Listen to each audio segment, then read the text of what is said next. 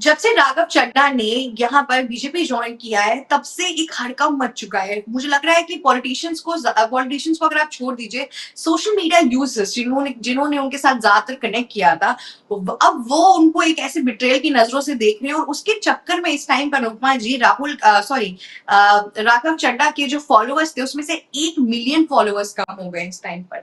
मैं ख्याल से 14 के आसपास थे, अब वो 13 हो गए हैं। और इसके बाद से इतना ही नहीं, लोग उनकी पिक्चर पे, परिणीति चोपड़ा जो उनकी बीवी है, उनकी पिक्चर पे जा जाके नीचे अनफॉलो लिख रहे हैं। राघव चड्ढा इस टाइम पे ट्रेंड कर रहे हैं, हैशटैग अनफॉलो राघव चड्ढा चल रहा है। तो सोशल मीडिया पे एक वेव आ गई है, और मुझे लग रहा है इसमें विपक्षी दल के नेताओं ने भी काफी हद तक मेहनत की है ताकि ये वेव और आगे जाए और राघव चड्ढा को इससे ज्यादा और नुकसान पहुंच पाए। मुझे ये लगता है कि ऐसा पहली बार हुआ नहीं कि किसी ने अपनी पार्टी चेंज की है, पर हाँ, यहाँ पे एक बात तो तय है कि राघव चड्ढा ने इतना अच्छा आउटलुक दिया था अपना यूथ को, और अलग अलग रेलिवेंट इश्यूज पे बात की थी स्टार्ट करने की, कि एयरपोर्ट पे कितने महंगे सामान मिलते हैं, इनकम टैक्सेस के रेट्स पे बात की थी, टेलीकॉम सर्विसेज पे बात की थी। उसकी वजह से वो यूथ से काफी हद तक जुड़े थे। और स्पेसिफिकली उनका जो जोमैटो वाला वीडियो था अनुपमा जी, वो 50 लाख के आसपास से ऊपर गया था, वो बहुत कम मिनट्स में जब वो वीडियो लॉन्च हुआ था, क्योंकि लोग बहुत खुश थे कि कोई ग्राउंड वर्क पे बात कर रहा है, इंडिया के रेलिवेंट इश्यूज पे बात कर रहा है। उन्होंने उस तरीके से ऑडियंस से बिल्कुल कनेक्ट किया था। और अब एकाएक क्योंकि लोग बीजेपी को इतना अक्यूज करते हैं, और तो इस वजह से बीजेपी को ज्वाइन कर लिया, और उन्हें तो उनको दोगला कहा जा रहा है। मुझे लग रहा है कि आजकल ना सोशल मीडिया पे एक महज गेम हो गया है ये, कि अगर कोई चीज ट्रेंडिंग में चल रही है तो लोग उस ट्रेंड को फॉलो करते जा रहे हैं, बिना ये सोचे कि उनकी आइडियोलॉजी क्या बैठ गई है और किस तरीके की चीजें उनको एक्चुअल में फॉलो करनी है, या उस चीज की रेलिवेंट इन्फॉर्मेशन भी उनके पास अब नहीं है। पर देखिए, अब ये सोशल मीडिया का वेव है, उसे हम रोक नहीं सकते। पर विपक्षी दल के नेता इसका बहुत फायदा उठा रहे हैं।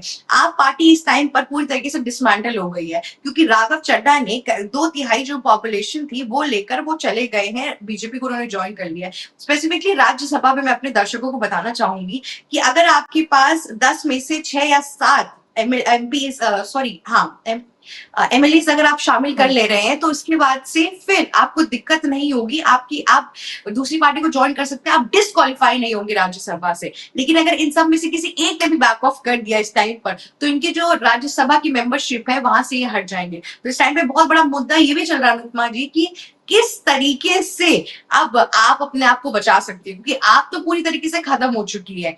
लेकिन अब आपका क्या कहना है कि लोग जो इस टाइम पे सोशल मीडिया पे इस वेव को फॉलो कर रहे हैं, क्या आपको लग रहा है ये सही है या ये गलत है?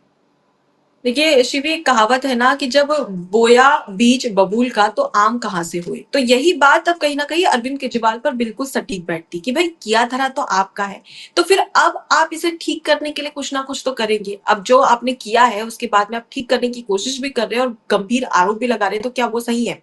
देखिए, हम लंबे समय से देख रहे हैं कि जैसे ही राघव चड्ढा ने पार्टी छोड़ी और बीजेपी ज्वाइन करने का ऐलान किया, उसके बाद में कुछ लोग उन्हें गद्दार कह रहे हैं, कुछ लोग उन्हें बिकाऊ कह रहे हैं, तो कुछ लोग उन्हें अनफॉलो भी कर रहे हैं। अब यहाँ पर देखिए कि उनके करीब 14 से 15 मिलियन उनके फॉलोअर्स थे, जिनमें से 1 मिलियन फॉलोअर्स कम हो चुके हैं, ये बातें सामने आ रही है। अब ऐसा तो नहीं है कि ये जो 1 मिलियन थे ये सारी आम जनता थी जो राघव चड्ढा को पसंद करती थी और अचानक से उन्होंने दूसरी पार्टी ज्वाइन कर ली, इस वजह से उन्हें अनफॉलो कर दिया। ऐसा नहीं, क्योंकि आम आदमी पार्टी का भी अच्छा खासा हमारे भारत देश में वर्चस्व देखने को मिलता है। आम आदमी पार्टी के भी कई ऐसे कार्यकर्ता है, समर्थक है, या कुछ लोग ऐसे हैं जो आम आदमी पार्टी को भी पसंद करते हैं। तो उन्होंने भी ये जो राघव चड्ढा है उन्हें पसंद किया होगा, उन्हें फॉलो किया होगा।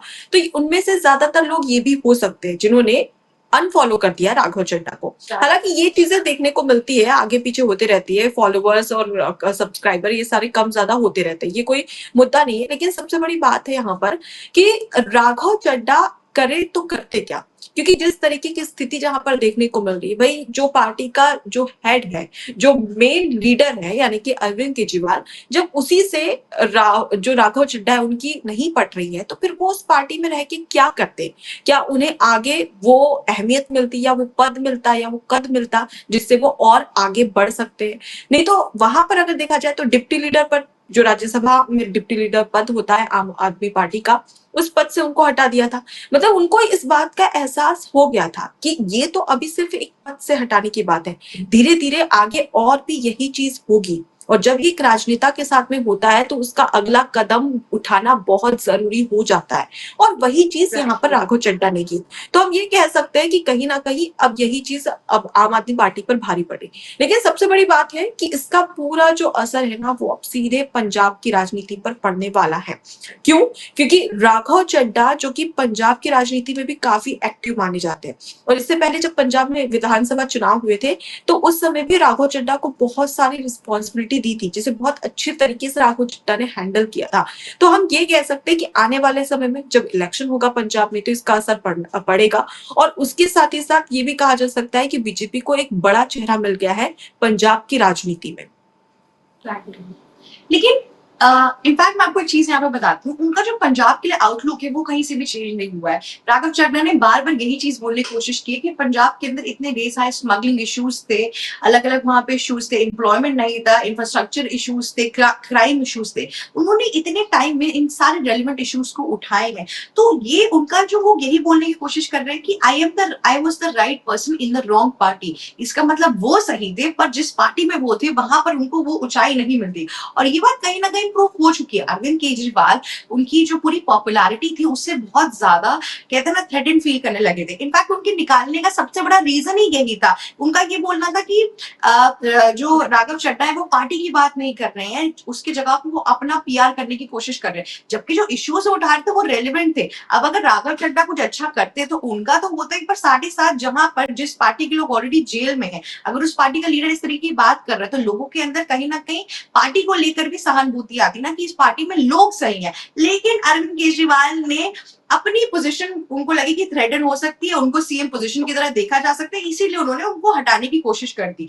अब जिस इंसान को उसके जगह पे रखा गया जो अशोक जी थे, अब उनको भी उन्होंने भी बीजेपी ज्वाइन कर लिया क्योंकि उनके ऊपर ईडी की रेड पड़ी थी, उसके बाद चीजें हो गई। तो मुझे लग रहा है कि सबने ना मिली भगत में किया। स्वाति मलिवाल हो गई, हरभजन सिंह हो गए, ये सब बहुत प्रोमिनेंट लीडर है पंजाब के। मतलब 6 एमएलए उठा लेना पंजाब से बहुत बड़ी चीज है। और आप एक आदमी को बोलिए तो मैं समझ भी जाती हूँ, 6 लोग अगर निकल के चले गए, इन लोगों को सोचिए ना, अरविंद केजरीवाल को कोई ना कोई भरोसा होगा अशोक जी पर, उनकी कैपेबिलिटीज के ऊपर, तभी तो उनको राघव चड्ढा को हटा के उनको रखा गया था, पर वो भी छोड़ के चले गए। तो कहीं ना कहीं दिक्कत आप पार्टी में ये बात ये है, और लोग इस चीज को मानने के लिए यहाँ पे रेडी नहीं हो रहे। इसमें मुझे लगता है सिर्फ आपकी ही लोग नहीं है जो राघव चड्ढा की पूरी कॉन्ट्रोवर्सी को हीट दे रहे, पर साथ ही साथ मुझे लग रहा है कि कांग्रेस पार्टी के, इंडिया ब्लॉक के और भी बहुत ढेर सारे लोग हैं जो इस चीज को बहुत हद तक हीट दे रहे हैं। इनफैक्ट जो हमारे लेफ्ट विंगर्स हैं इंडिया के अंदर, वो भी उतना ही ज्यादा एक्टिवली इस चीज को यहाँ पे हीट देके इसके खिलाफ बात कर रहे हैं। पर मुझे लगता है कि अगर कोई इंसान सही है तो वो, उसको अगर चीफ मिनिस्टर की पोजीशन मिलेगी तो वो बेटर काम कर सकता है। अपना पोटेंशियल आप पार्टी में वेस्ट करने से अच्छा है ये चीज यहाँ पर।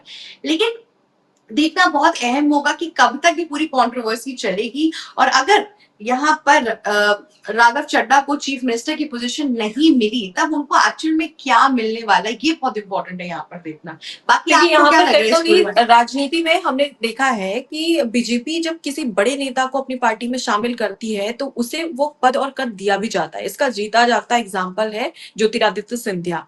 वो कितना कांग्रेस पार्टी में थे तो कि जितने भी पद हो, किसी भी पद के लिए वो कितना वहां पर जद्दोजहद करते नजर आ रहे थे। मध्य प्रदेश में हमने राजनीति को देखा था वहां पर उनकी, कि किस तरीके से उन्हें ये तक कह दिया था जब 2018 में चुनाव जीती है कांग्रेस पार्टी, तो ये तक कह दिया था कि भाई मुझे कम से कम डिप्टी लीडर पद तो दे दीजिए या कोई मंत्री पद तो दे दीजिए। तो उसके बाद में जमकर बवाल होता है कांग्रेस पार्टी, और जो कमलनाथ की बात करें, दिग्विजय सिंह की बात करें, तो वो इस बात को लेकर भी कॉम्प्रोमाइज करने के लिए तैयार नहीं थी, जिसके बाद में ज्योतिरादित्य सिंधिया ने अपना स्टैंड लिया। और ठीक वैसी स्थिति अब राघव चड्ढा की भी नजर आ रही है, क्योंकि इसकी शुरुआत तो बहुत लंबे समय से हो ही गई थी और ये होना ही था, ये पहले ही तय था। लेकिन पंजाब इलेक्शन से ठीक पहले ये चीज हो रही है, मतलब कि कुछ बड़ा होने वाला है पंजाब इलेक्शन में। बहरहाल अब देखने वाली बात होगी कि आगे चल के राघव चड्ढा और बीजेपी का जो ये एक तरीके से जुड़ाव है वो किस तरीके से पंजाब इलेक्शन में कितना इफेक्ट करता है कांग्रेस पार्टी को, आम आदमी पार्टी को। एबीसी हिंदी न्यूज, आज ही जुड़िए हर खबर के साथ।